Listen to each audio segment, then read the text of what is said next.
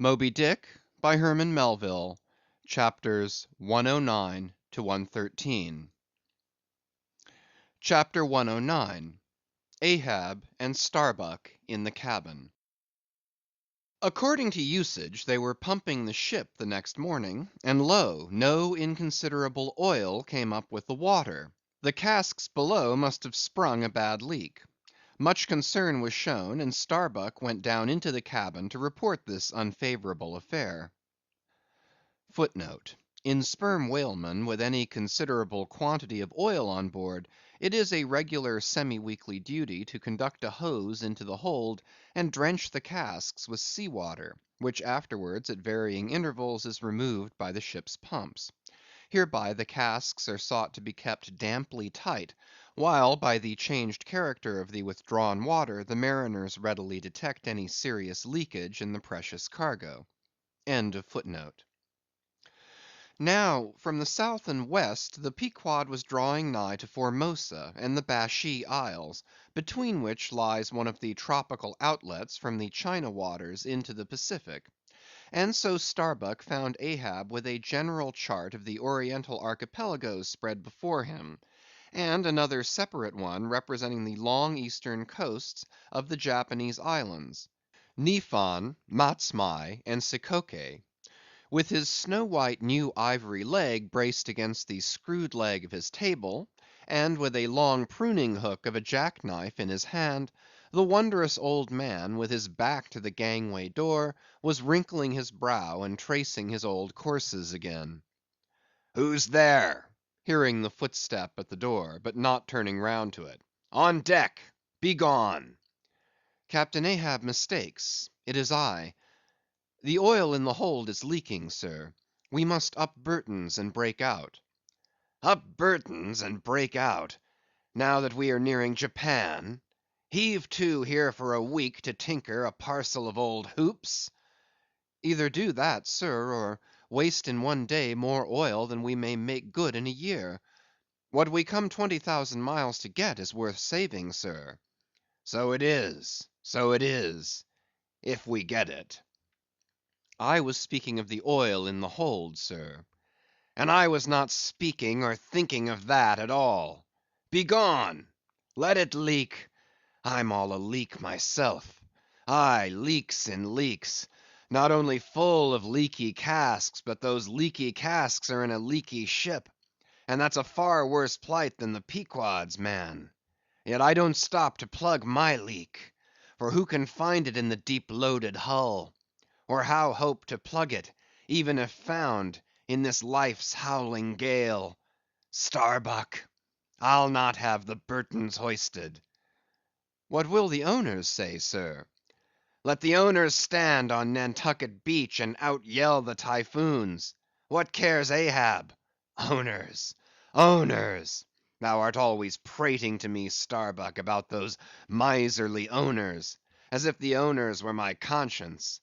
But look ye, the only real owner of anything is its commander, and hark ye, my conscience is in this ship's keel. On deck!"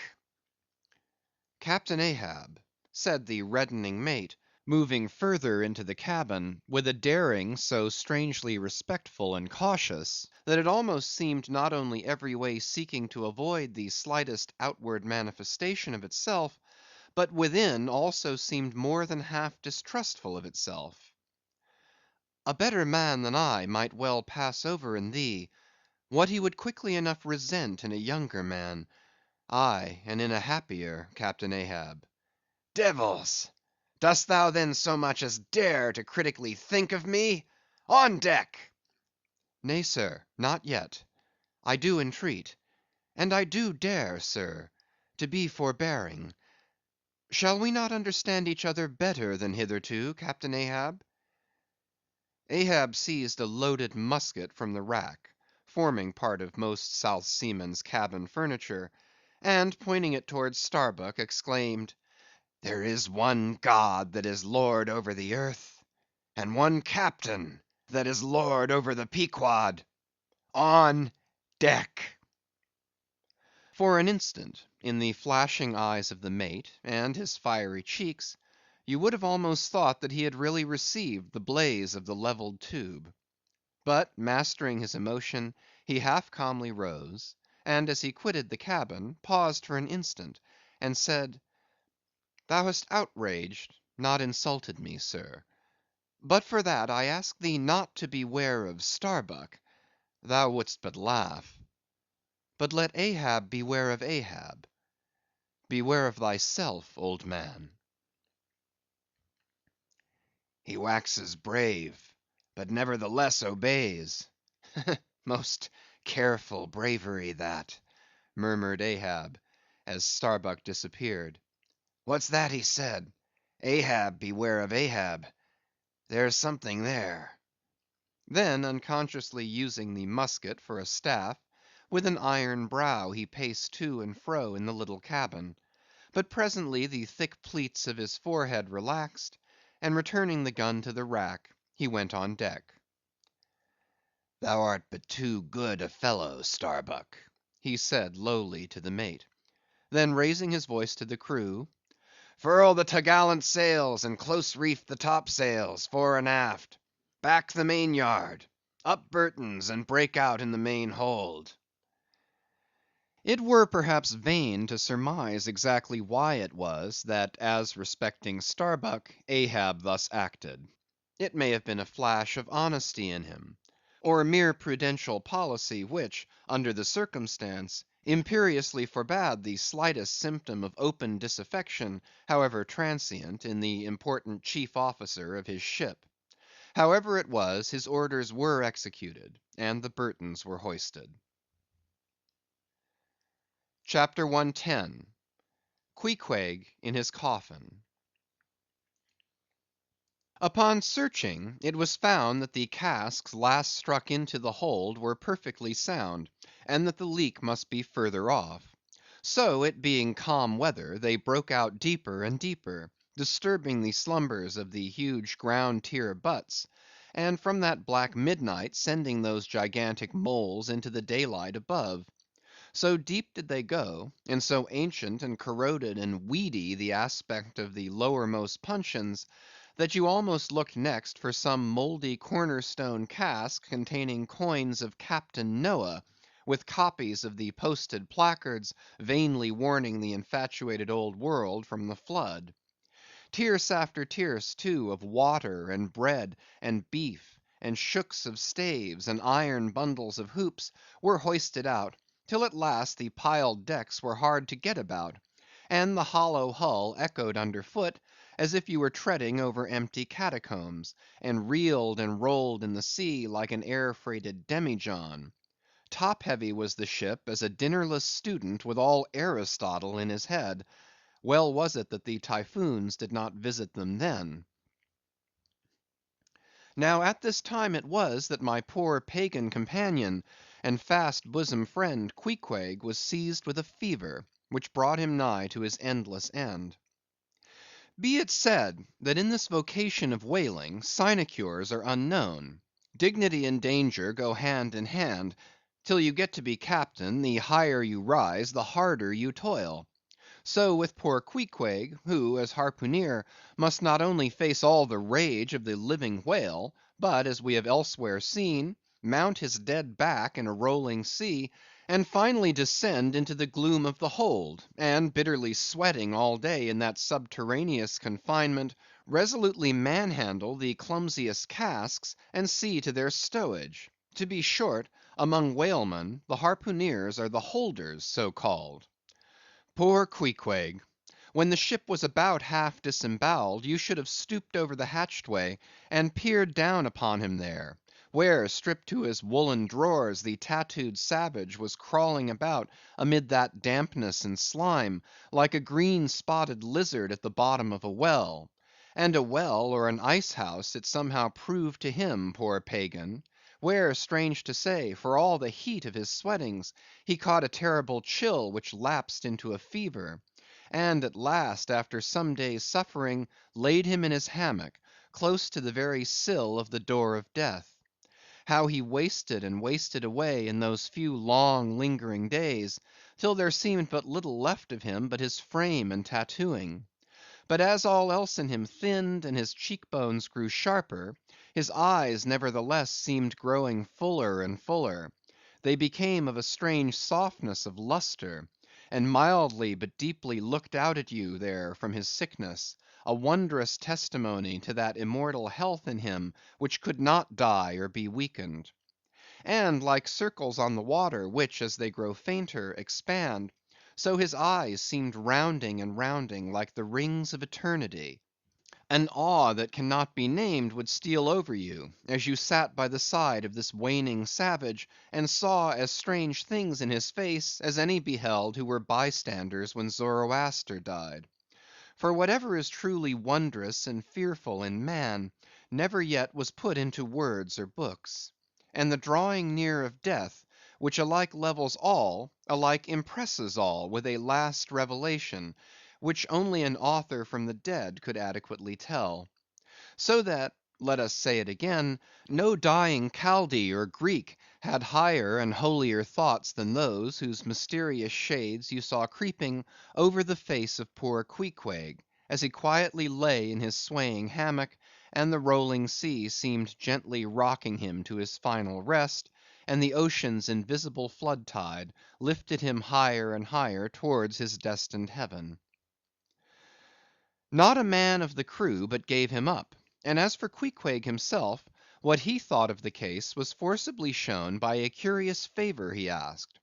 He called one to him in the grey morning watch when the day was just breaking, and taking his hand, said that while in Nantucket he had chanced to see certain little canoes of dark wood, like the rich war wood of his native isle, and upon inquiry he had learned that all whalemen who died in Nantucket were laid in those same dark canoes, and that the fancy of being so laid had much pleased him; for it was not unlike the custom of his own race, who, after embalming a dead warrior, stretched him out in his canoe, and so left him to be floated away to the starry archipelagoes.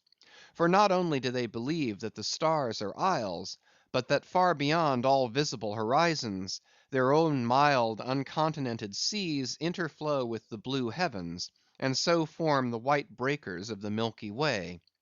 He added that he shuddered at the thought of being buried in his hammock, according to the usual sea custom, tossed like something vile to the death devouring sharks. No, he desired a canoe like those of Nantucket, all the more congenial to him, being a whaleman, that like a whale boat these coffin canoes were without a keel, though that involved but uncertain steering and much leeway adown the dim ages.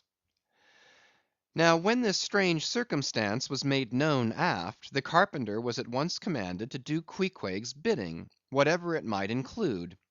There was some heathenish, coffin‐coloured old lumber aboard, which upon a long previous voyage had been cut from the aboriginal groves of the Lackaday Islands, and from these dark planks the coffin was recommended to be made. No sooner was the carpenter apprised of the order, than taking his rule he forthwith, with all the indifferent promptitude of his character, proceeded into the forecastle and took Queequeg's measure with great accuracy, regularly chalking Queequeg's person as he shifted the rule. "Ah, poor fellow! he'll have to die now," ejaculated the Long Island sailor. Going to his vice bench, the carpenter, for convenience sake and general reference, now transferringly measured on it the exact length the coffin was to be, and then made the transfer permanent by cutting 2 notches at its extremities. This done, he marshalled the planks and his tools, and to work. When the last nail was driven, and the lid duly planed and fitted, he lightly shouldered the coffin and went forward with it, inquiring whether they were ready for it yet in that direction. Overhearing the indignant but half humorous cries with which the people on deck began to drive the coffin away, Queequeg, to every one's consternation, commanded that the thing should be instantly brought to him; nor was there any denying him, seeing that of all mortals, some dying men are the most tyrannical, and certainly since they will shortly trouble us so little for evermore, the poor fellows ought to be indulged. Leaning over in his hammock, Queequeg long regarded the coffin with an attentive eye.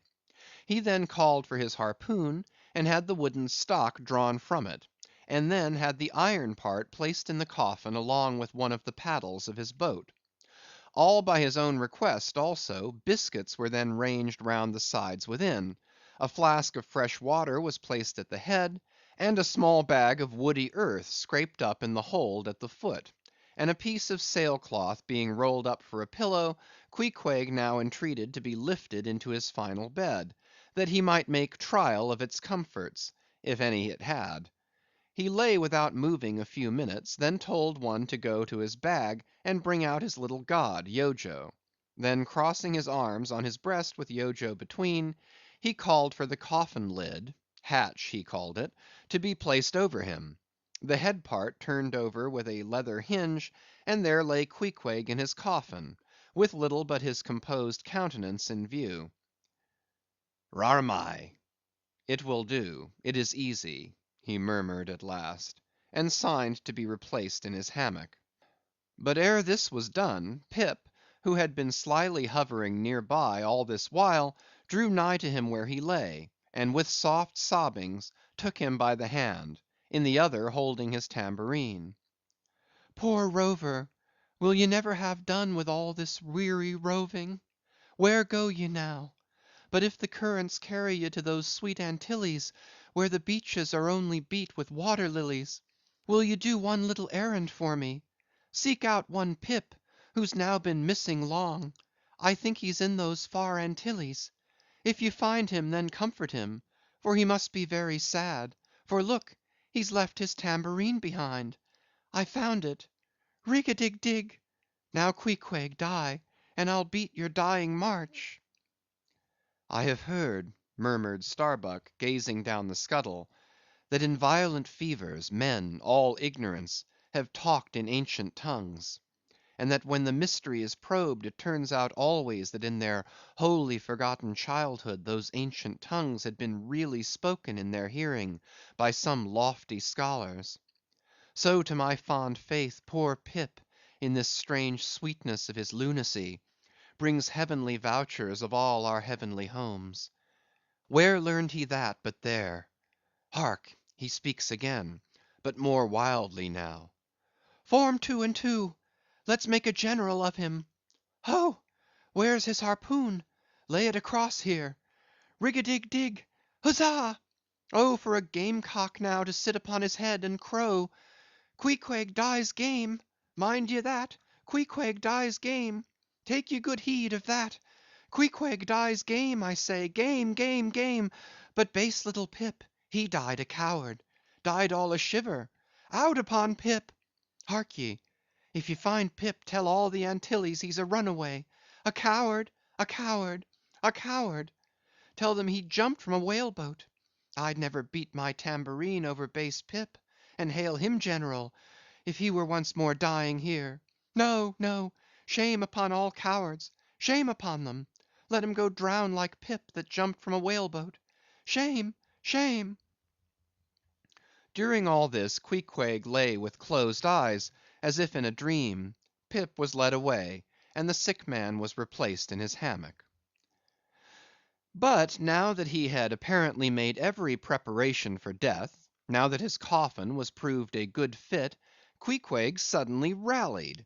Soon there seemed no need of the carpenter's box; and thereupon, when some expressed their delighted surprise, he, in substance, said that the cause of his sudden convalescence was this: at a critical moment he had just recalled a little duty ashore, which he was leaving undone, and therefore had changed his mind about dying; he could not die yet, he averred.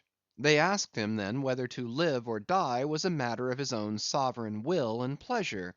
He answered, certainly. In a word, it was Queequeg's conceit, that if a man made up his mind to live, mere sickness could not kill him; nothing but a whale, or a gale, or some violent, ungovernable, unintelligent destroyer of that sort. Now, there is this noteworthy difference between savage and civilized, that while a sick civilized man may be 6 months convalescing, generally speaking, a sick savage is almost half well again in a day. So in good time my Queequeg gains strength, and at length, after sitting on the windlass for a few indolent days, but eating with a vigorous appetite, he suddenly leaped to his feet, threw out his arms and legs, gave himself a good stretching, yawned a little bit, and then springing into the head of his hoisted boat, and poising a harpoon, pronounced himself fit for a fight. With a wild whimsiness he now used his coffin for a sea chest, and emptying into it his canvas bag of clothes, set them in order there.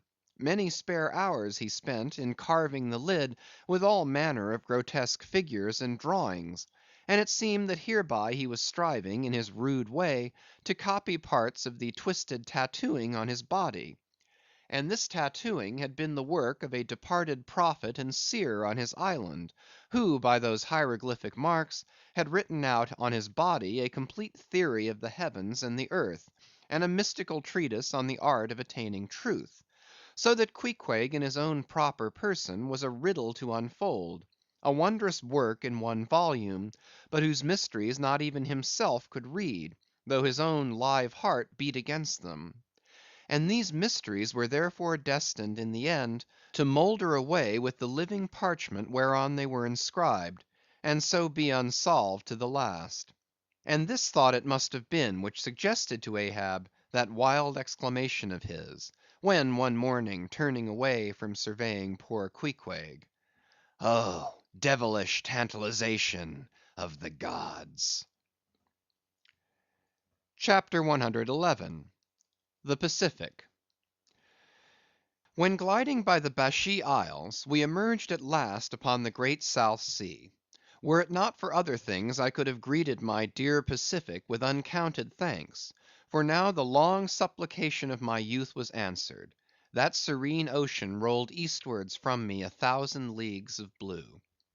There is one knows not what sweet mystery about this sea, whose gentle awful stirrings seem to speak of some hidden soul beneath, like those fabled undulations of the Ephesian sod over the buried evangelist St. John.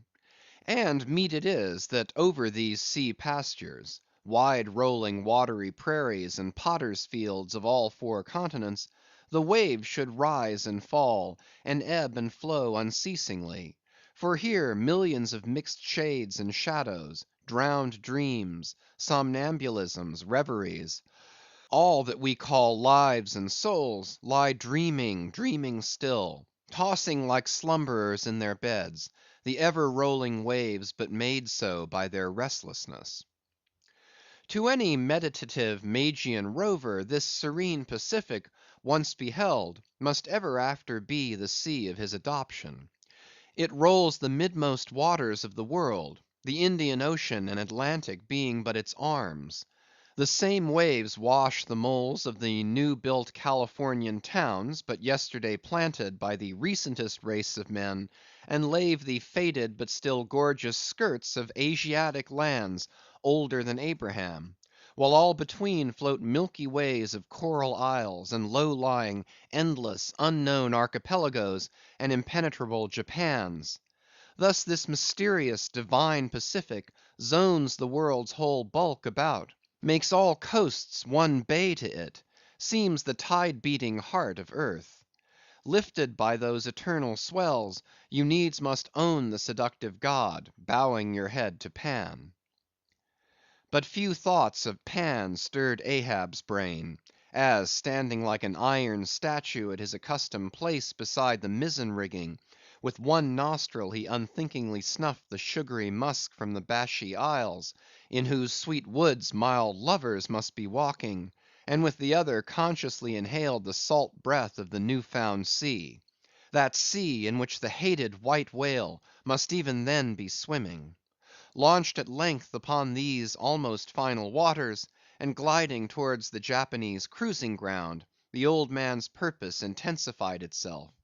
His firm lips met like the lips of a vice; the delta of his forehead's veins swelled like overladen brooks; in his very sleep his ringing cry ran through the vaulted hull—"Stern all! the white whale spouts thick blood!" CHAPTER 112. The Blacksmith. Availing himself of the mild summer cool weather that now reigned in these latitudes, and in preparation for the peculiarly active pursuit shortly to be anticipated, Perth, the begrimed, blistered old blacksmith, had not removed his portable forge to the hold again, after concluding his contributory work for Ahab's leg, but still retained it on deck, fast lashed to ring bolts by the foremast, being now almost incessantly invoked by the headsmen and harpooneers and bowsmen to do some little job for them, altering or repairing or new shaping their various weapons and boat furniture. Often he would be surrounded by an eager circle, all waiting to be served, holding boat spades, pike heads, harpoons, and lances, and jealously watching his every sooty movement as he toiled. Nevertheless, this old man's was a patient hammer wielded by a patient arm. No murmur, no impatience, no petulance did come from him. Silent, slow, and solemn, bowing over still further his chronically broken back, he toiled away, as if toil were life itself, and the heavy beating of his hammer the heavy beating of his heart. And so it was. Most miserable. A peculiar walk in this old man, a certain slight but painful appearing yawing in his gait, had at an early period of the voyage excited the curiosity of the mariners; and to the importunity of their persisted questionings he had finally given in. So it came to pass that every one now knew the shameful story of his wretched fate.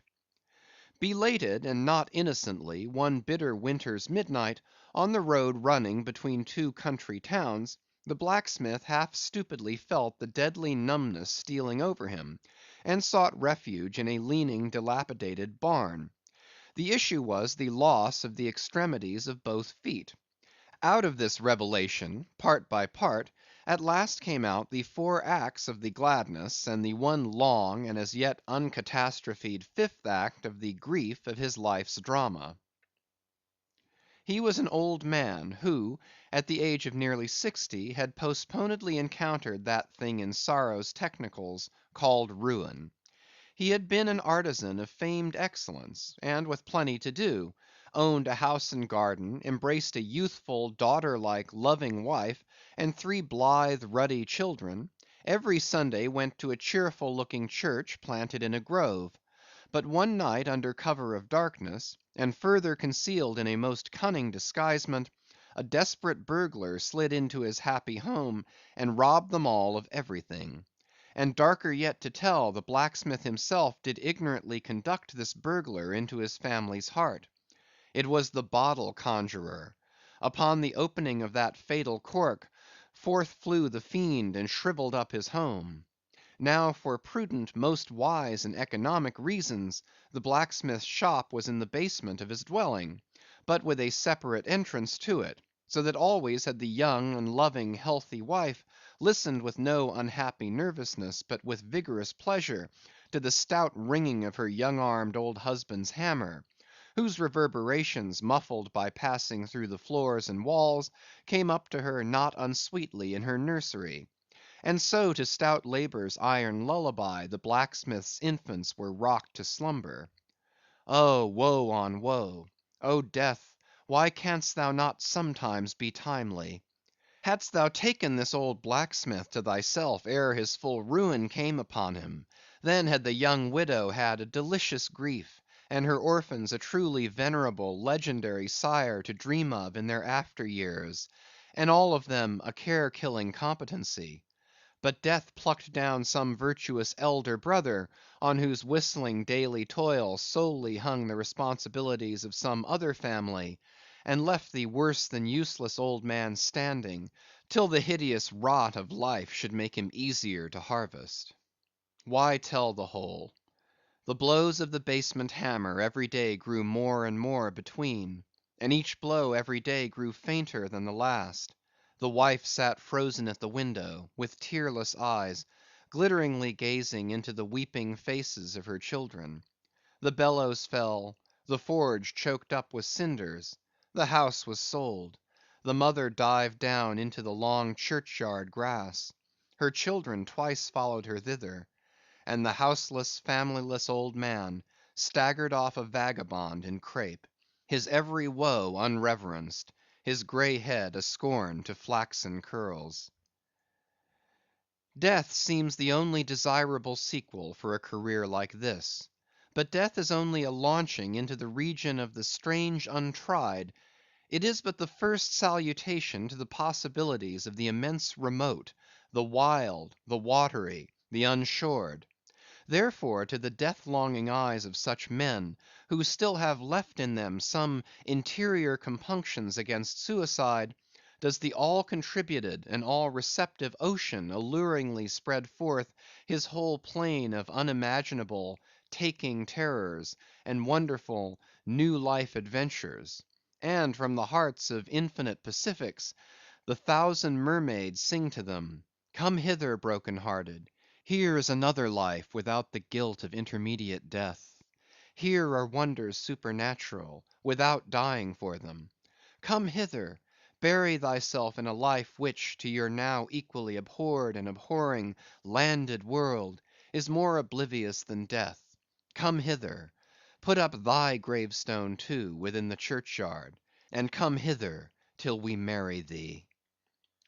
Hearkening to these voices, east and west, by early sunrise, and by fall of eve, the blacksmith's soul responded, "Aye, I come." And so Perth went a whaling. CHAPTER 113. The Forge.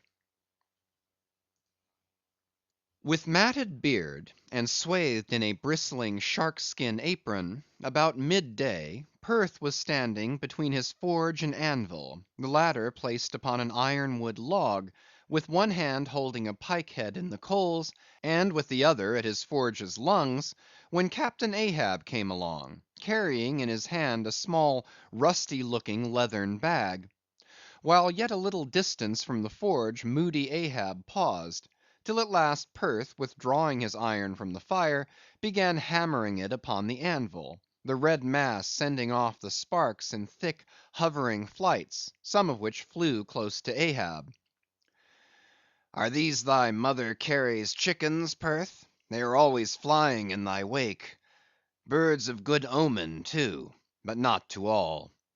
Look here, they burn, but thou liv'st among them without a scorch."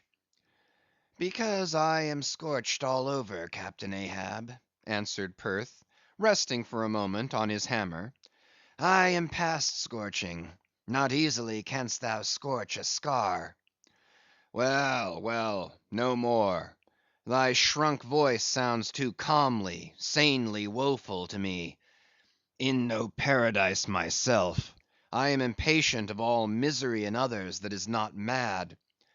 Thou shouldst go mad, blacksmith. Say, why dost thou not go mad?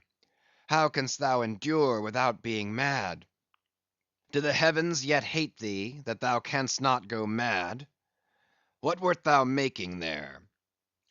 "Welding an old pike‐head, sir. There were seams and dents in it." "And canst thou make it all smooth again, blacksmith, after such hard usage as it had?" "I think so, sir." "And I suppose thou canst smooth almost any seams and dents, never mind how hard the metal, blacksmith?" "Aye, sir, I think I can. All seams and dents but one." "Look ye here, then," cried Ahab, passionately advancing, and leaning with both hands on Perth's shoulders. "Look ye here, here. Can you smooth out a seam like this, blacksmith?" sweeping one hand across his ribbed brow. "If thou couldst, blacksmith, glad enough would I lay my head upon thy anvil, and feel thy heaviest hammer between my eyes. Answer, canst thou smooth this seam?" "Oh, that is the one, sir. Said I not all seams and dents but one?" "Aye, blacksmith, it is the one. Aye, man, it is unsmoothable. For though thou only seest it here in my flesh, it is worked down into the bone of my skull. That is all wrinkles. But away with child's play. No more gaffs and pikes to day. Look ye here. jingling the leathern bag as if it were full of gold coins. "I, too, want a harpoon made. One that 1,000 yoke of fiends could not part, Perth. Something that will stick in a whale like his own fin bone. There's the stuff," flinging the pouch upon the anvil. "Look ye, blacksmith, these are the gathered nail stubs of the steel shoes of racing horses." "Horseshoe stubs, sir?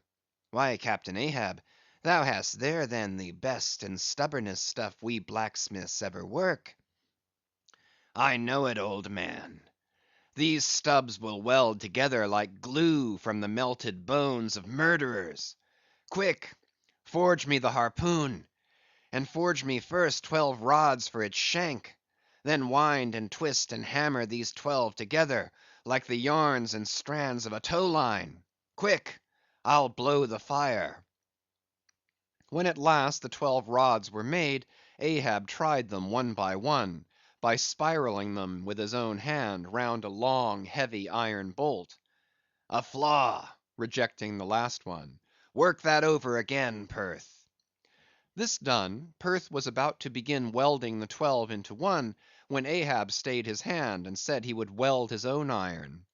As then with regular gasping hems he hammered on the anvil, Perth passing to him the glowing rods, one after the other, and the hard pressed forge shooting up its intense straight flame, the Parsee passed silently, and bowing over his head towards the fire, seemed invoking some curse or some blessing on the toil. But as Ahab looked up, he slid aside. "What's that bunch of lucifers dodging about there for?"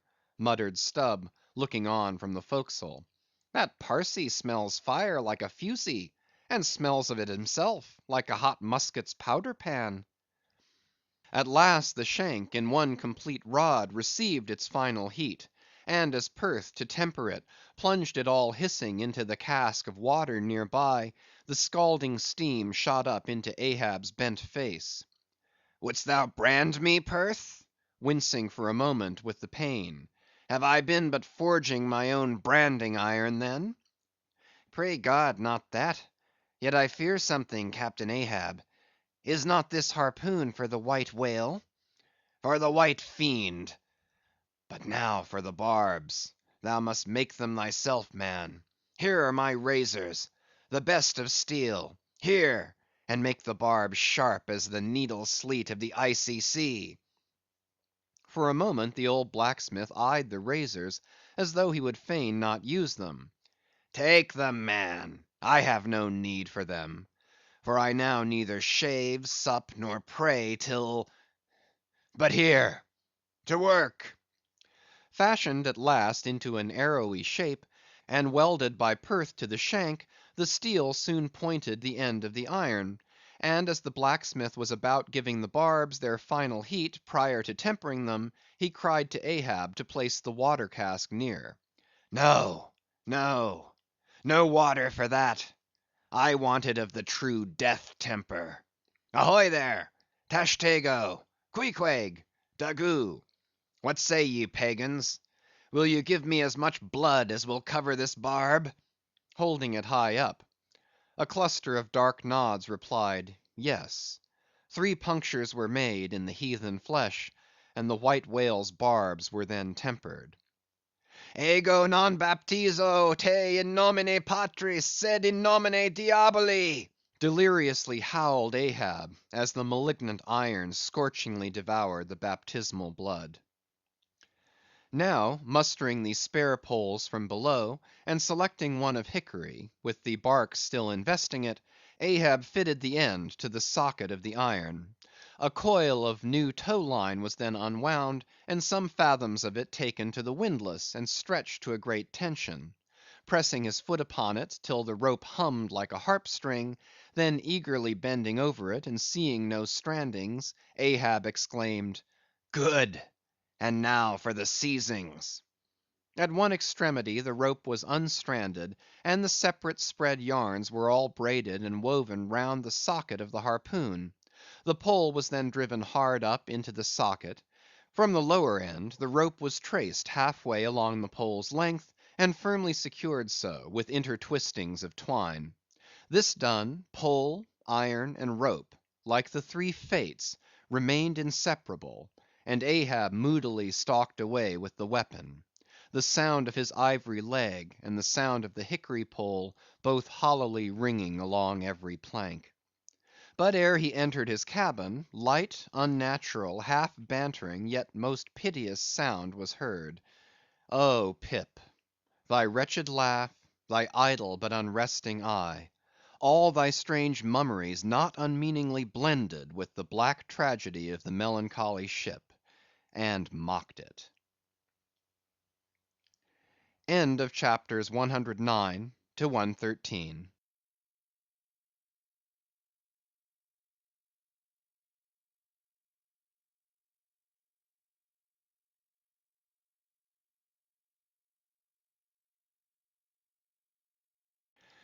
Chapter 114.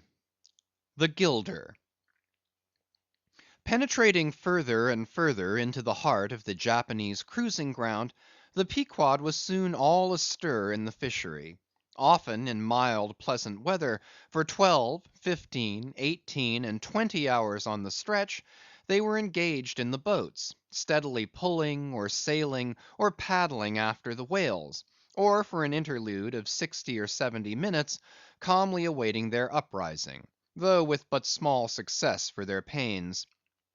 At such times, under an unabated sun, afloat all day upon smooth, slow, heaving swells, seated in his boat light as a birch canoe, and so sociably mixing with the soft waves themselves, that like hearthstone cats they purr against the gunwale; these are the times of dreamy quietude, when beholding the tranquil beauty and brilliancy of the ocean's skin, one forgets the tiger heart that pants beneath it, and would not willingly remember that this velvet paw but conceals a remorseless fang.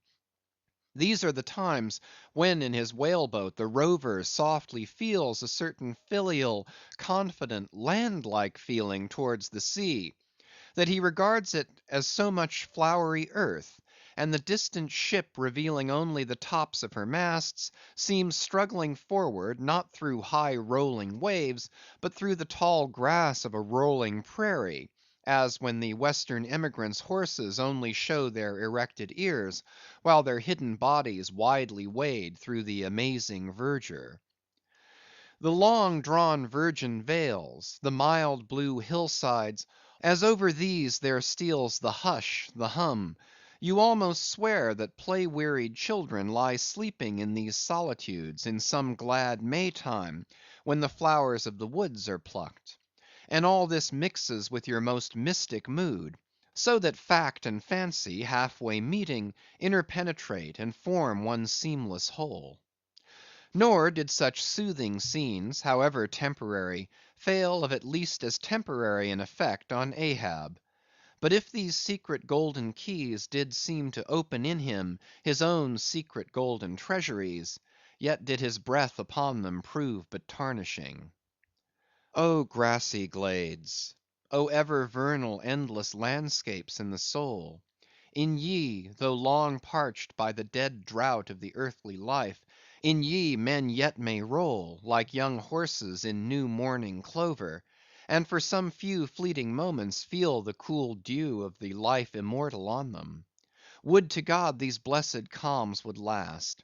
But the mingling threads of life are woven by warp and woof; calms crossed by storms, a storm for every calm. There is no steady, unretracing progress in this life; we do not advance through fixed gradations, and at the last one pause; through infancy's unconscious spell, boyhood's thoughtless faith, adolescence's doubt, the common doom, then skepticism, then disbelief, resting at last in manhood's pondering repose of if. But once gone through, we trace the round again, and are infants, boys, and men, and ifs eternally. Where lies the final harbor, whence we unmoor no more? In what rapt ether sails the world, of which the weariest will never weary? Where is the foundling's father hidden? Our souls are like those orphans whose unwedded mothers die in bearing them. The secret of our paternity lies in their grave, and we must there to learn it. And that same day, too, gazing far down from his boat's side into that same golden sea, Starbuck lowly murmured, "Loveliness unfathomable, as ever lover saw in his young bride's eye. Tell me not of thy teeth-tiered sharks, and thy kidnapping cannibal ways. Let faith oust fact, let fancy oust memory. I look deep down, and do believe." And Stubb, fish-like, with sparkling scales, leaped up in that same golden light. I am Stubb, and Stubb has his history; but here Stubb takes oaths that he has always been jolly. CHAPTER 115. The Pequod Meets the Bachelor. And jolly enough were the sights and sounds that came bearing down before the wind, some few weeks after Ahab's harpoon had been welded. It was a Nantucket ship, the Bachelor, which had just wedged in her last cask of oil, and bolted down her bursting hatches; and now in glad holiday apparel, was joyously, though somewhat vaingloriously, sailing round among the widely separated ships on the ground, previous to pointing her prow for home. The three men at her masthead wore long streamers of narrow red bunting at their hats. From the stern a whale boat was suspended, bottom down, and hanging captive from the bowsprit was seen the long lower jaw of the last whale they had slain. Signals, ensigns, and jacks of all colours were flying from her rigging, on every side. Sideways lashed in each of her three basketed tops were two barrels of sperm, above which, in her topmast cross trees, you saw slender breakers of the same precious fluid, and nailed to her main truck was a brazen lamp. As was afterwards learned, the Bachelor had met with the most surprising success; all the more wonderful, for that while cruising in the same seas, numerous other vessels had gone entire months without securing a single fish. Not only had barrels of beef and bread been given away to make room for the far more valuable sperm, but additional supplemental casks had been bartered for from the ships she had met, and these were stowed along the deck, and in the captain's and officers' state rooms. Even the cabin table itself had been knocked into kindling wood, and the cabin mess dined off the broadhead of an oil butt, lashed down to the floor for a centrepiece. In the forecastle the sailors had actually caulked and pitched their chests, and filled them. It was humorously added that the cook had clapped a head on his largest boiler and filled it; that the steward had plugged his spare coffee pot and filled it; that the harpooneers had headed the sockets of their iron and filled them; that indeed everything was filled with sperm, except the captain's pantaloons pockets, and those he reserved to thrust his hands into, in self-complacent testimony of his entire satisfaction. As this glad ship of good luck bore down upon the moody Pequod, the barbarian sound of enormous drums came from her forecastle, and drawing still nearer, a crowd of her men were seen standing round her huge trypots, which, covered with the parchment-like poke or stomach skin of the black fish, gave forth a loud roar to every stroke of the clenched hands of the crew. On the quarter deck the mates and harpooneers were dancing with the olive-hued girls who had eloped with them from the Polynesian Isles, while suspended in an ornamented boat, firmly secured aloft between the foremast and the mainmast, three Long Island negroes with glittering fiddle bows of whale ivory were presiding over the hilarious jig. Meanwhile, others of the ship's company were tumultuously busy at the masonry of the try works, from which the huge pots had been removed. You would have almost thought they were pulling down the cursed Bastille, such wild cries they raised, as the now useless brick and mortar were being hurled into the sea. Lord and master over all this scene, the captain stood erect on the ship's elevated quarter deck, so that the whole rejoicing drama was full before him, and seemed merely contrived for his own individual diversion. And Ahab, he too was standing on his quarter deck, shaggy and black, with a stubborn gloom; and as the two ships crossed each other's wakes, one all jubilations for things past, the other all forebodings as to things to come, their two captains in themselves impersonated the whole striking contrast of the scene.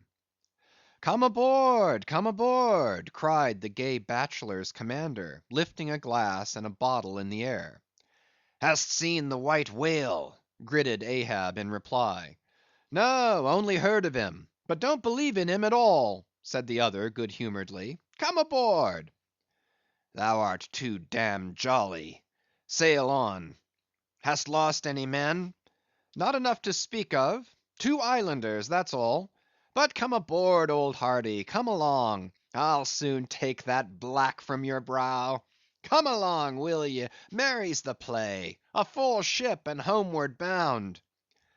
"How wondrous familiar is a fool," muttered Ahab; and then aloud, "Thou art a full ship and homeward bound, thou sayest? Well, then, call me an empty ship and outward bound. So go thy ways, and I will mine.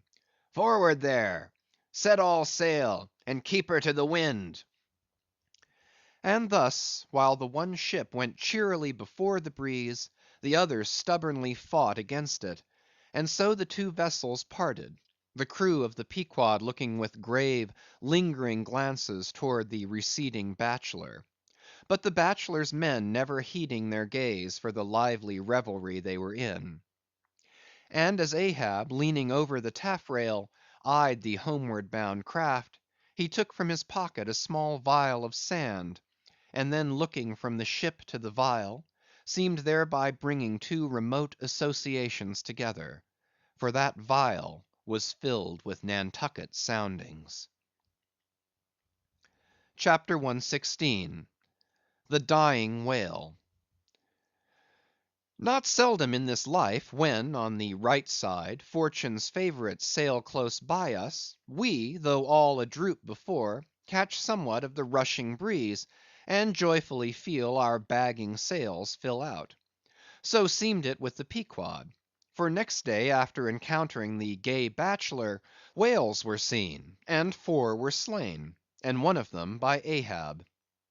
It was far down the afternoon, and when all the spearings of the crimson fight were done, and floating in the lovely sunset sea and sky, sun and whale both stilly died together, then such a sweetness and such plaintiveness, such inwreathing orisons, curled up in that rosy air, that it almost seemed as if far over from the deep green convent valleys of the Manilla Isles, the Spanish land breeze, wantonly turned sailor, had gone to sea, freighted with these vesper hymns.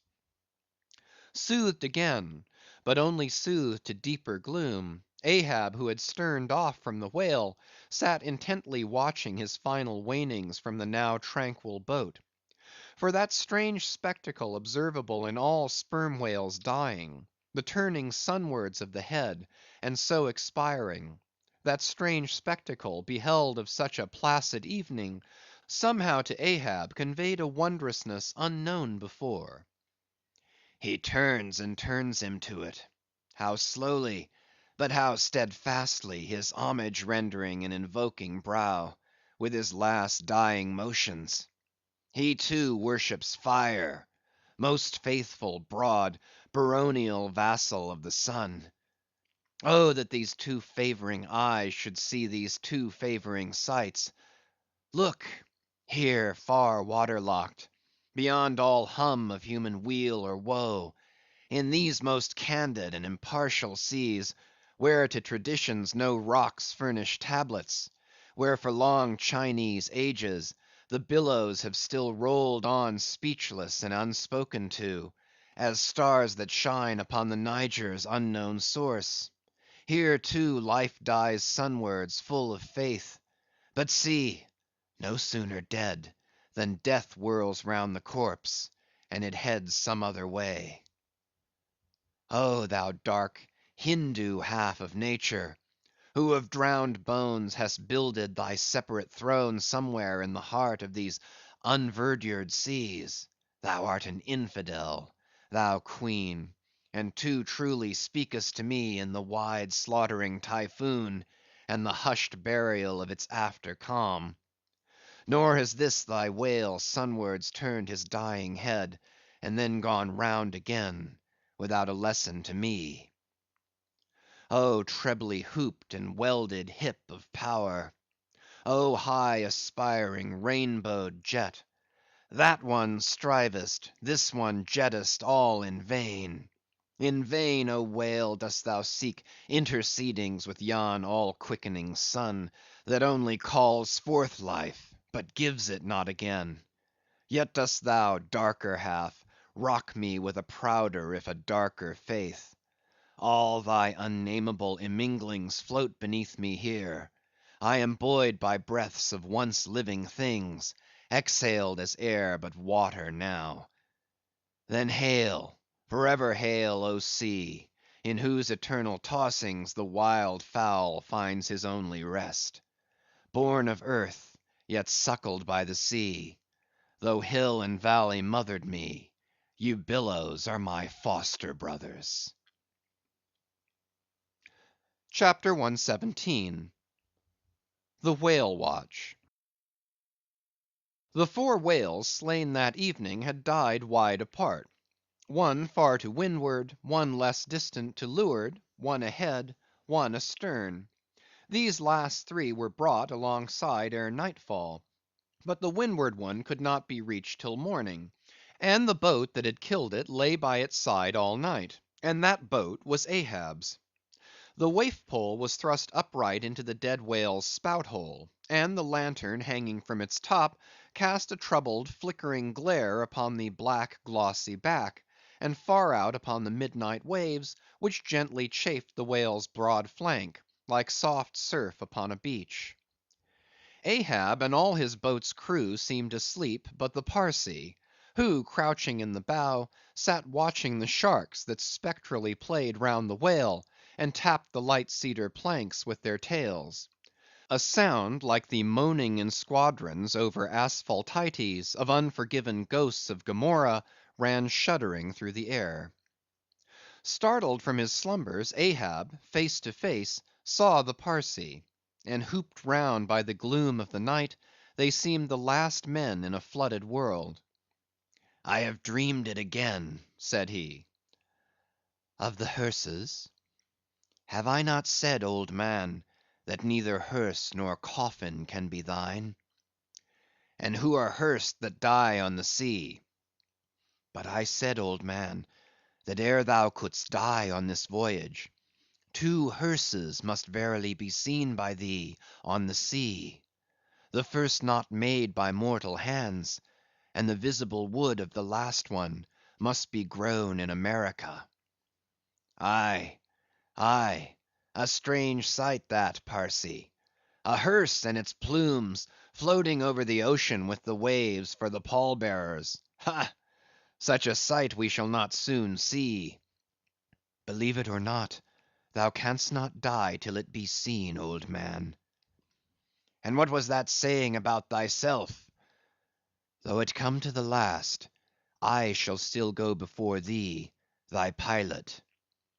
And when thou art so gone before, if that ever befall, then ere I can follow, thou must still appear to me, to pilot me still. Was it not so? Well, then, did I believe all ye say, O my pilot, I have here 2 pledges that I shall yet slay Moby Dick and survive it." "Take another pledge, old man," said the Parsee, as his eyes lighted up like fireflies in the gloom.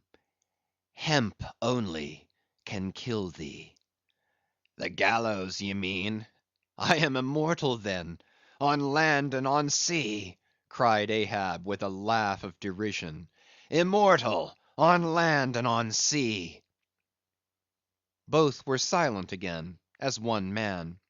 The grey dawn came on, and the slumbering crew arose from the boat's bottom, and ere noon the dead whale was brought to the ship. CHAPTER 118. The Quadrant. The season for the line at length drew near. And every day when Ahab, coming from his cabin, cast his eyes aloft, the vigilant helmsman would ostentatiously handle his spokes, and the eager mariners quickly run to the braces, and would stand there with all their eyes centrally fixed on the nailed doubloon, impatient for the order to point the ship's prow for the equator. In good time the order came. It was hard upon high noon, and Ahab, seated in the bows of his high hoisted boat, was about taking his wonted daily observation of the sun to determine his latitude. Now in that Japanese sea the days in summer are as freshets of effulgences. That unblinkingly vivid Japanese sun seems the blazing focus of the glassy ocean's immeasurable burning glass. The sky looks lacquered; clouds there are none; the horizon floats; and this nakedness of unrelieved radiance is as the insufferable splendors of God's throne. Well that Ahab's quadrant was furnished with colored glasses, through which to take sight of that solar fire. So, swinging his seated form to the roll of the ship, and with his astrological looking instrument placed to his eye, he remained in that posture for some moments to catch the precise instant when the sun should gain its precise meridian.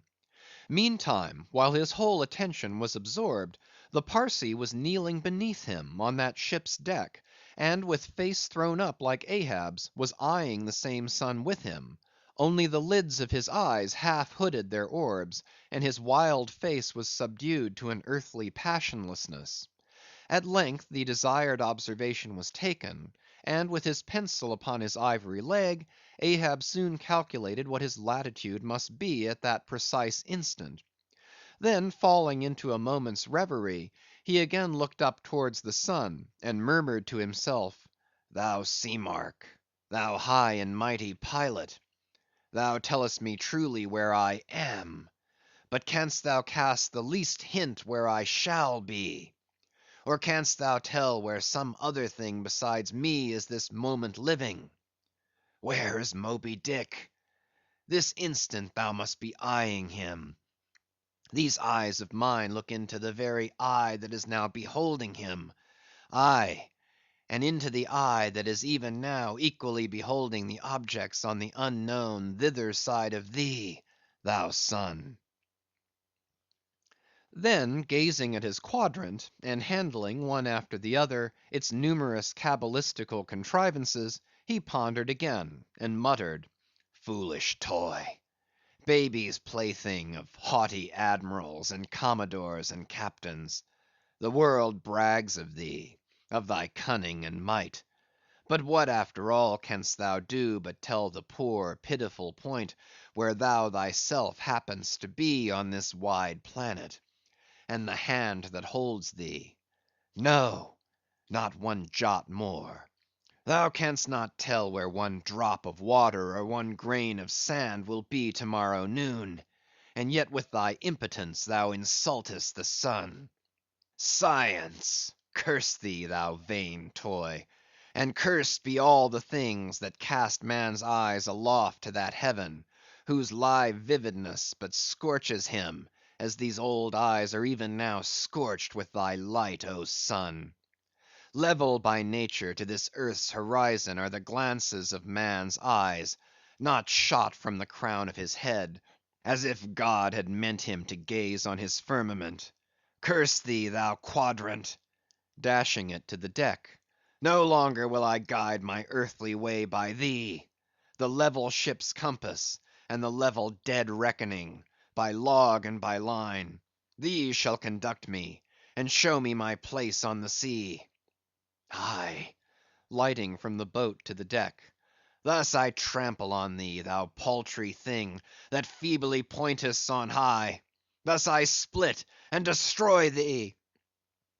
As the frantic old man thus spoke, and thus trampled with his live and dead feet, a sneering triumph that seemed meant for Ahab, and a fatalistic despair that seemed meant for himself, these passed over the mute, motionless Parsee's face.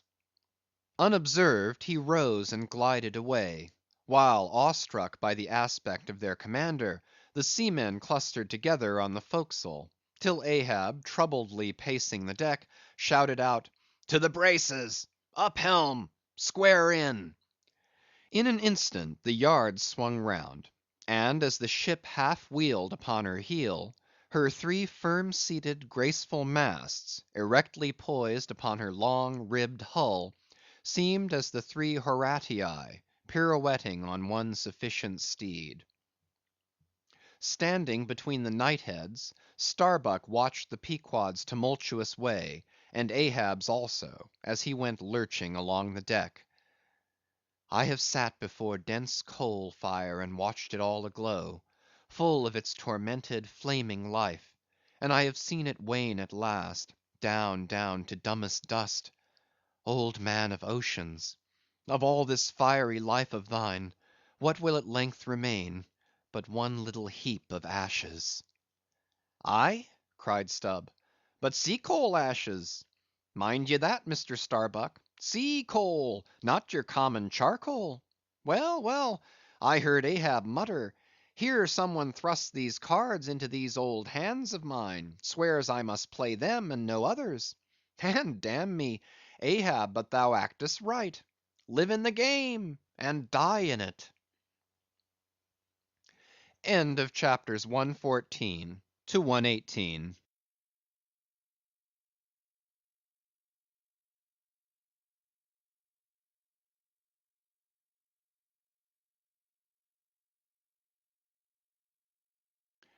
Chapter 119. The Candles. Warmest climes but nurse the cruellest fangs. The tiger of Bengal crouches in spiced groves of ceaseless verdure. Skies the most effulgent but basket the deadliest thunders. Gorgeous Cuba knows tornadoes that never swept tame northern lands. So, too, is it, that in these resplendent Japanese seas the mariner encounters the direst of all storms, the Typhoon. It will sometimes burst out of that cloudless sky like an exploding bomb upon a dazed and sleepy town. Towards evening of that day the Pequod was torn of her canvas, and bare poled was left to fight a Typhoon which had struck her directly ahead. When darkness came on, sky and sea roared and split with the thunder, and blazed with the lightning, that showed the disabled masts fluttering here and there with the rags which the first fury of the tempest had left for its after sport. Holding by a shroud, Starbuck was standing on the quarter deck, at every flash of the lightning glancing aloft to see what additional disaster might have befallen the intricate hamper there, while Stubb and Flask were directing the men in the higher hoisting and firmer lashing of the boats. But all their pains seemed naught. Though lifted to the very top of the cranes, the windward quarter boat, Ahab's, did not escape. A great rolling sea, dashing high up against the reeling ship's high teetering side, stove in the boat's bottom at the stern, and left it again all dripping through like a sieve. "Bad work, Mr. Starbuck," said Stubb, regarding the wreck, "but the sea will have its way. Stubb, for one, can't fight it. You see, Mr. Starbuck, a wave has such a great long start before it leaps; all round the world it runs, and then comes the spring. But as for me, all the start I have to meet it is just across the deck here. But never mind, it's all in fun, so the old song says," sings. "Oh, jolly is the gale, and a joker is the whale, a flourishing his tail. Such a funny, sporty, gamey, jesty, jokey, hokey pokey lad is the ocean, oh! The scud all a flying, that's his flip only foamin', when he stirs in the spicing. Such a funny, sporty, gamey, jesty, jokey, hokey pokey lad is the ocean, oh! Thunder splits the ship, but he only smacks his lips, a tasting of this flip. Such a funny, sporty, gamey, jesty, jokey, hokey pokey lad is the ocean, oh!" "Avast, Stubb!" cried Starbuck, "let the Typhoon sing, and strike his harp here in our rigging; but if thou art a brave man, thou wilt hold thy peace." "But I'm not a brave man; never said I was a brave man. I am a coward, and I sing to keep up my spirits.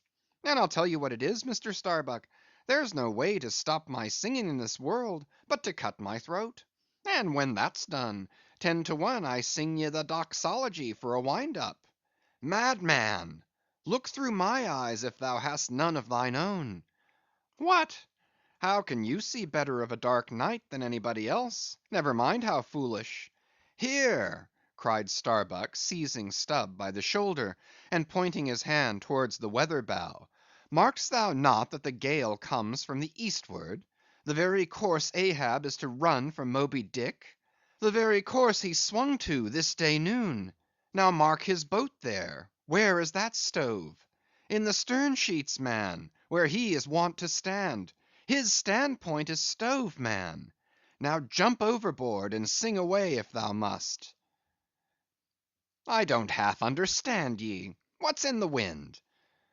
Yes, yes, round the Cape of Good Hope is the shortest way to Nantucket, soliloquized Starbuck suddenly, heedless of Stubb's question. The gale that now hammers at us to stave us, we can turn it into a fair wind that will drive us towards home. Yonder to windward is all blackness of doom, but to leeward, homeward, I see it lightens up there, but not with the lightning.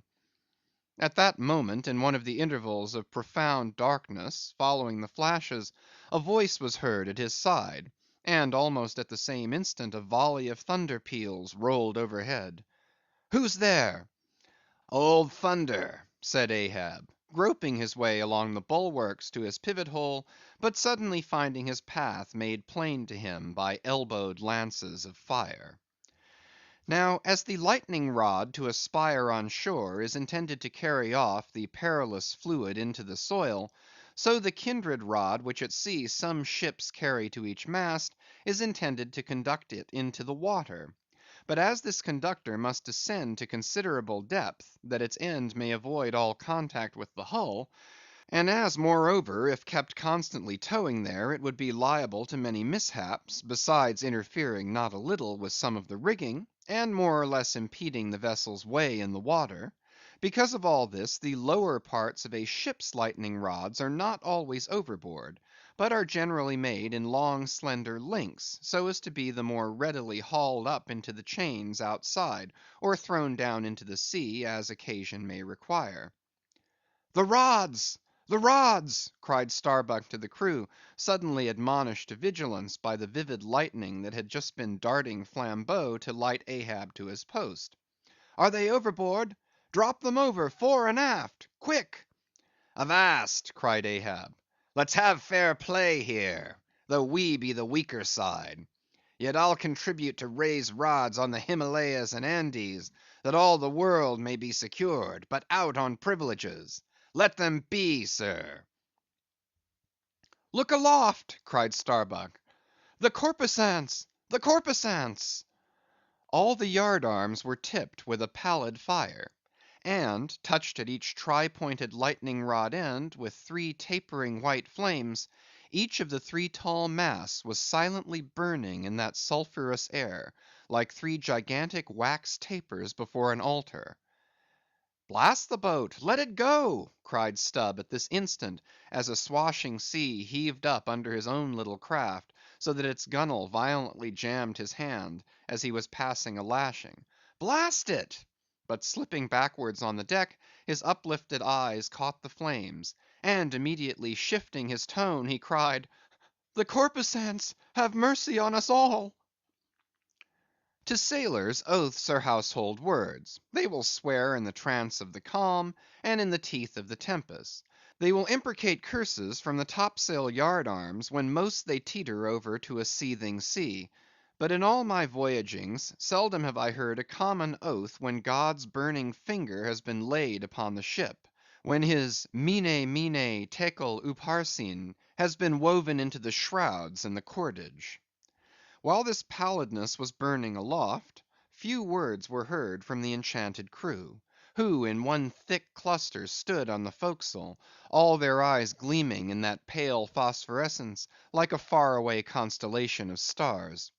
Relieved against the ghostly light, the gigantic jet negro, Daggoo, loomed up to thrice his real stature, and seemed the black cloud from which the thunder had come. The parted mouth of Tashtego revealed his shark-white teeth, which strangely gleamed as if they too had been tipped by corpusants; while, lit up by the preternatural light, Queequeg's tattooing burned like satanic blue flames on his body. The tableau all waned at last with the pallidness aloft, and once more the Pequod and every soul on her decks were wrapped in a pall. A moment or two passed, when Starbuck, going forward, pushed against some one. It was Stubb. "What thinkest thou now, man? I heard thy cry. It was not the same in the song." "No, it wasn't. I said, the corpusants have mercy on us all, and I hope they will still. But do they only have mercy on long faces? Have they no bowels for a laugh? And look ye, Mr. Starbuck—but it's too dark for a look.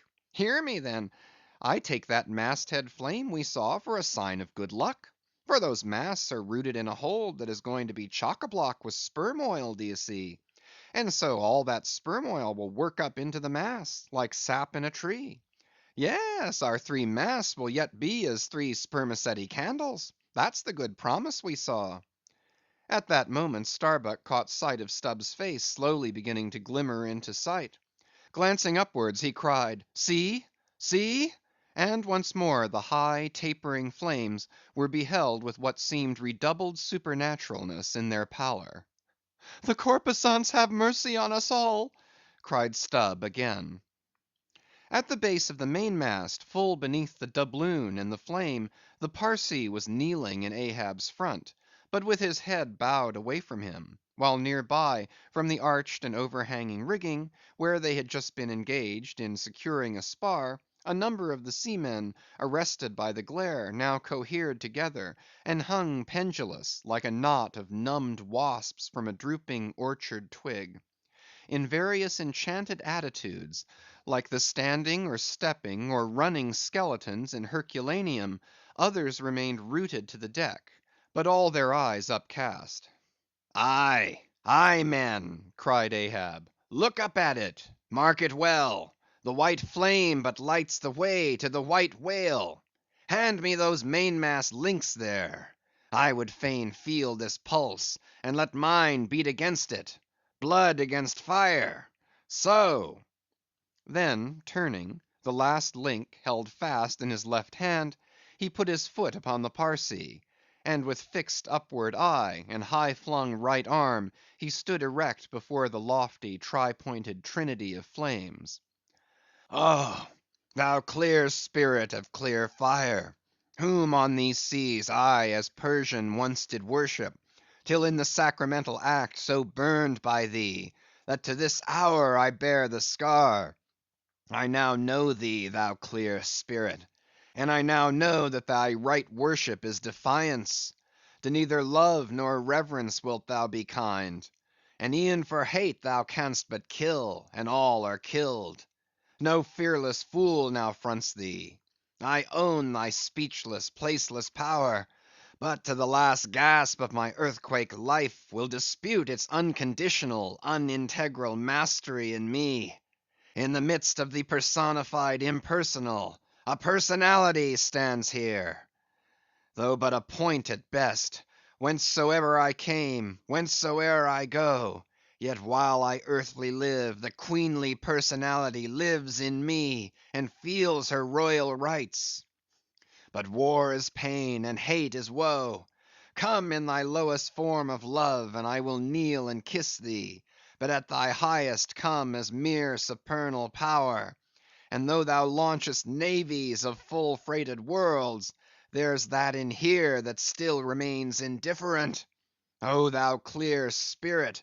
Of thy fire thou madest me, and like a true child of fire, I breathe it back to thee."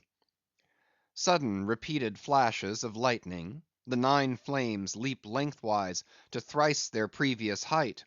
Ahab, with the rest, closes his eyes, his right hand pressed hard upon them. "I own thy speechless, placeless power; said I not so? Nor was it wrung from me, nor do I now drop these links. Thou canst blind, but I can then grope. Thou canst consume, but I can then be ashes. Take the homage of these poor eyes and shudder hands. I would not take it. The lightning flashes through my skull, mine eyeballs ache and ache, my whole beaten brain seems as beheaded, and rolling on some stunning ground. Oh, oh! Yet blindfold, yet will I talk to thee. Light though thou be, thou leapest out of darkness, but I am darkness leaping out of light, leaping out of thee. The javelins cease. Open eyes, see or not? There burn the flames. O thou magnanimous, now I do glory in my genealogy. But thou art but my fiery father. My sweet mother I know not. O cruel! What hast thou done with her? There lies my puzzle, but thine is greater. Thou knowest not how came ye, hence callest thyself unbegotten. Certainly knowest not thy beginning, hence callest thyself unbegun. I know that of me which thou knowest not of thyself, O thou omnipotent. There is some unsuffusing thing beyond thee, thou clear spirit, to whom all thy eternity is but time, all thy creativeness mechanical. Through thee, thy flaming self, my scorched eyes do dimly see it. O thou foundling fire, thou hermit immemorial, thou too hast thy incommunicable riddle, thy unparticipated grief. Here again, with haughty agony, I read my sire. Leap, leap up and lick the sky. I leap with thee, I burn with thee, would fain be welded with thee. Defyingly, I worship thee. The boat! The boat! cried Starbuck. Look at thy boat, old man! Ahab's harpoon, the one forged at Perth's fire, remained firmly lashed in its conspicuous crotch, so that it projected beyond his whale boat's bow; but the sea that had stove its bottom had caused the loose leather sheath to drop off, and from the keen steel barb there now came a levelled flame of pale, forked fire. As the silent harpoon burned there like a serpent's tongue, Starbuck grasped Ahab by the arm. God! God is against thee, old man! Forbear! 'Tis an ill voyage, ill begun, ill continued. Let me square the yards while we may, old man, and make a fair wind of it homewards, to go on a better voyage than this. Overhearing Starbuck, the panic‐stricken crew instantly ran to the braces, though not a sail was left aloft. For the moment all the aghast mate's thoughts seemed theirs. They raised a half mutinous cry; but dashing the rattling lightning links to the deck, and snatching the burning harpoon, Ahab waved it like a torch among them, swearing to transfix with it the first sailor that but cast loose a rope's end. Petrified by his aspect, and still more shrinking from the fiery dart that he held, the men fell back in dismay, and Ahab again spoke. All your oaths to hunt the white whale are as binding as mine; and heart, soul, and body, lungs and life, old Ahab is bound. And that ye may know to what tune this heart beats, look ye here. Thus I blow out the last fear. And with one blast of his breath he extinguished the flame. As in the hurricane that sweeps the plain men fly the neighborhood of some lone gigantic elm, whose very height and strength but render it so much the more unsafe, because so much the more a mark for thunderbolts; so at those last words of Ahab's, many of the mariners did run from him in a terror of dismay. CHAPTER 120. The deck towards the end of the first night watch. Ahab standing by the helm. Starbuck approaching him. We must send down the main topsail yard, sir. The band is working loose, and the lee lift is half stranded. Shall I strike it, sir? Strike nothing. Lash it. If I had skysail poles, I'd sway them up now. Sir, in God's name! Sir? Well? The anchors are working, sir. Shall I get them inboard? Strike nothing and stir nothing, but lash everything. The wind rises, but it has not got up to my table lands yet. Quick, and see to it. By masts and keels, he takes me for the hunchbacked skipper of some coasting smack. Send down my main topsail yard. Ha! Glue pots! Loftiest trucks were made for wildest winds, and this brain truck of mine now sails amid the cloud scud. Shall I strike that? Oh, none but cowards send down their brain trucks in tempest time. What a hooroosh aloft there! I would e'en take it for sublime, did I not know that the colic is a noisy malady. Oh, take medicine, take medicine. CHAPTER 121. Midnight, the forecastle bulwarks. Stubb and Flask mounted on them, and passing additional lashings over the anchors there hanging. No, Stubb, you may pound that knot there as much as you please, but you will never pound into me what you were just now saying. And how long ago is it since you said the very contrary? Didn't you once say that whatever ship Ahab sails in, that ship should pay something extra on its insurance policy, just as though it were loaded with powder barrels aft and boxes of lucifers forward? Stop now, didn't you say so? Well, suppose I did. What then? I've part changed my flesh since that time, why not my mind? Besides, supposing we are loaded with powder barrels aft and lucifers forward, how the devil should the lucifers get afire in this drenching spray here? Why, my little man, you have pretty red hair, but you couldn't get afire now. Shake yourself. Your Aquarius or the water bearer Flask might fill pitchers at your coat collar. Don't you see, then, that for these extra risks the marine insurance companies have extra guarantees? Here are hydrants, Flask. But hark again, and I'll answer ye the other thing. First take your leg off from the crown of the anchor here, though, so I can pass the rope. Now listen. What's the mighty difference between holding a mast lightning rod in the storm, and standing close by a mast that hasn't got any lightning rod at all in a storm? Don't you see, you timberhead, that no harm can come to the holder of the rod, unless the mast is first struck? What are you talking about, then? Not one ship in 100 carries rods, and Ahab, I, man, and all of us, were in no more danger then, in my poor opinion, than all the crews in 10,000 ships now sailing the seas. Why, you, King Post, you, I suppose, would have every man in the world go about with a small lightning rod running up the corner of his hat, like a militia officer's skewered feather, and trailing behind like his sash. Why don't you be sensible, Flask? It's easy to be sensible. Why don't you, then? Any man with half an eye can be sensible. I don't know that, Stubb. You sometimes find it rather hard. Yes, when a fellow's soaked through, it's hard to be sensible, that's a fact. And I am about drenched with this spray. Never mind, catch the turn there and pass it. Seems to me we are lashing down these anchors now as if they were never going to be used again. Tying these two anchors here, Flask, seems like tying a man's hands behind him. And what big generous hands they are, to be sure. These are your iron fists, eh? What a hold they have, too.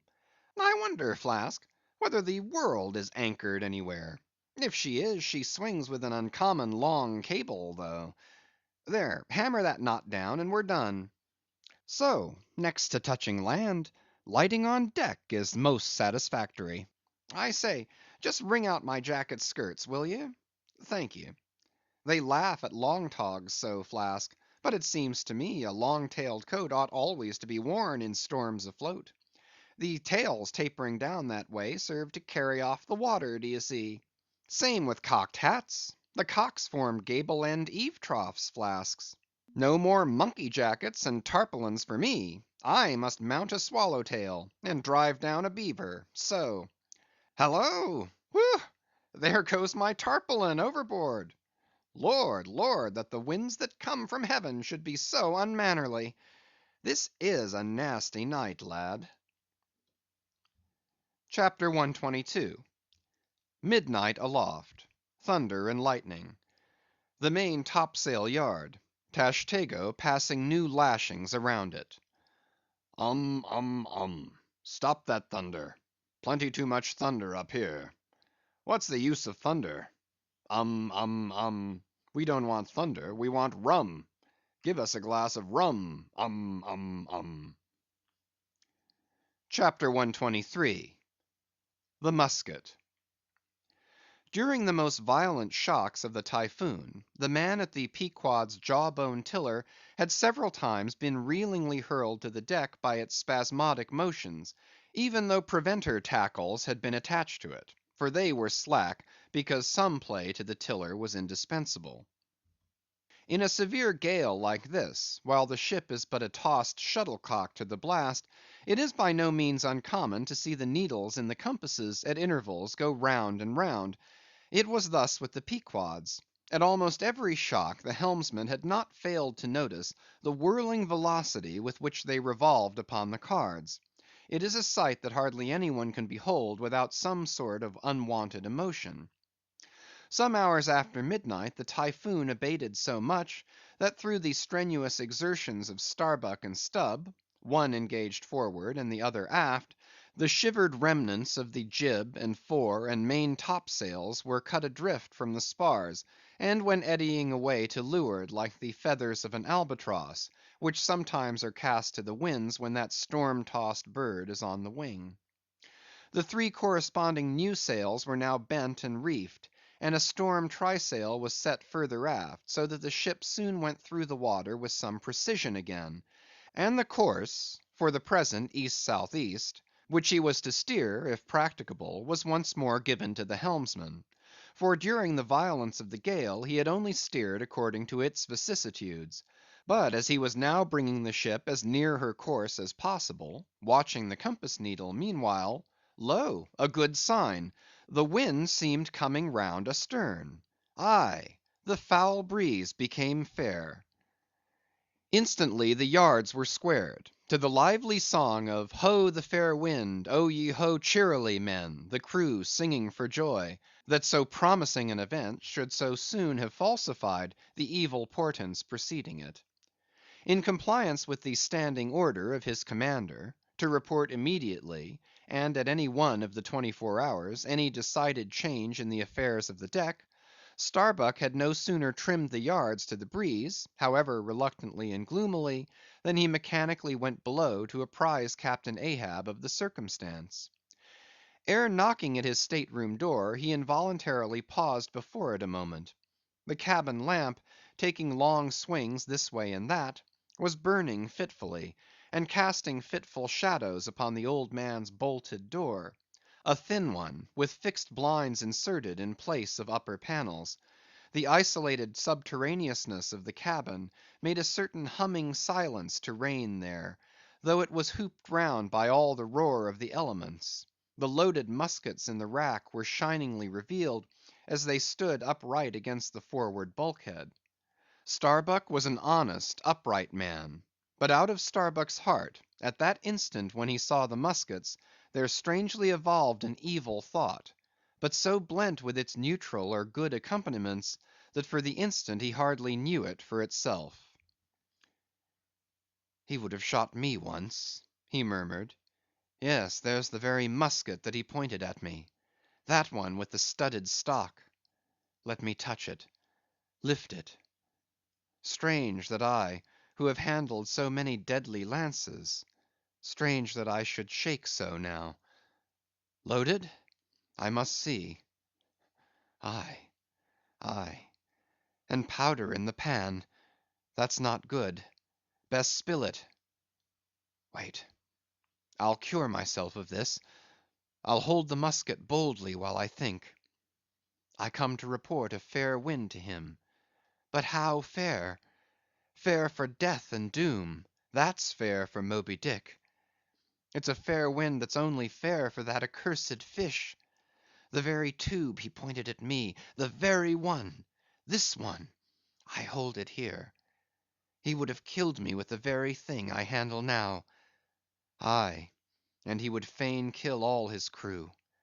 Does he not say that he will not strike his spars to any gale? Has he not dashed his heavenly quadrant? And in these same perilous seas, gropes he not his way by mere dead reckoning of the error–abounding log? And in this very Typhoon, did he not swear that he would have no lightning rods? But shall this crazed old man be tamely suffered to drag a whole ship's company down to doom with him? Yes, it would make him the wilful murderer of 30 men and more, if this ship come to any deadly harm. And come to deadly harm, my soul swears this ship will, if Ahab have his way. If, then, he were this instant put aside, that crime would not be his. Is he muttering in his sleep? Yes, just there. In there he's sleeping. Sleeping, aye, but still alive, and soon awake again. I can't withstand thee, old man. Not reasoning, not remonstrance, not entreaty wilt thou hearken to. All this thou scornest. Flat obedience to thy own flat commands. This is all thou breathest. Aye, and sayest the men have vowed thy vow. Sayest all of us are Ahab's. Great God forbid! But is there no other way? No lawful way? Make him a prisoner to be taken home? What? Hope to wrest this old man's living power from his own living hands? Only a fool would try it. Say he were pinioned even, knotted all over with ropes and hawsers, chained down to ring bolts on his cabin floor. He would be more hideous than a caged tiger then. I could not endure the sight, could not possibly fly his howlings. All comfort, sleep itself, inestimable reason would leave me on the long, intolerable voyage. What then remains? The land is hundreds of leagues away, and locked Japan the nearest. I stand alone here upon an open sea, with 2 oceans and a whole continent between me and law. Aye, aye, 'tis so. Is heaven a murderer, when its lightning strikes a would-be murderer in his bed, tindering sheets and skin together? And would I be a murderer then, if—" and slowly, stealthily, and half sideways looking, he placed the loaded musket's end against the door. On this level Ahab's hammock swings within, his head this way. A touch, and Starbuck may survive to hug his wife and child again. Oh, Mary, Mary! Boy, boy, boy!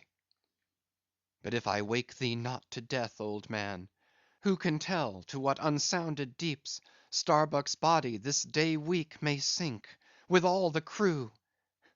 Great God! Where art thou? Shall I? Shall I? The wind has gone down and shifted, sir. The fore and main topsails are reefed and set. She heads her course. Stern all! O Moby Dick, I clutch thy heart at last! Such were the sounds that now came hurtling from out the old man's tormented sleep, as if Starbuck's voice had caused a long dumb dream to speak. The yet levelled musket shook like a drunkard's arm against the panel. Starbuck seemed wrestling with an angel, but turning from the door, he placed the death tube in its rack, and left the place. He's too sound asleep, Mr. Stubb. Go thou down and wake him and tell him. I must see to the deck here. Thou knowest what to say. End of chapters 119 to 123.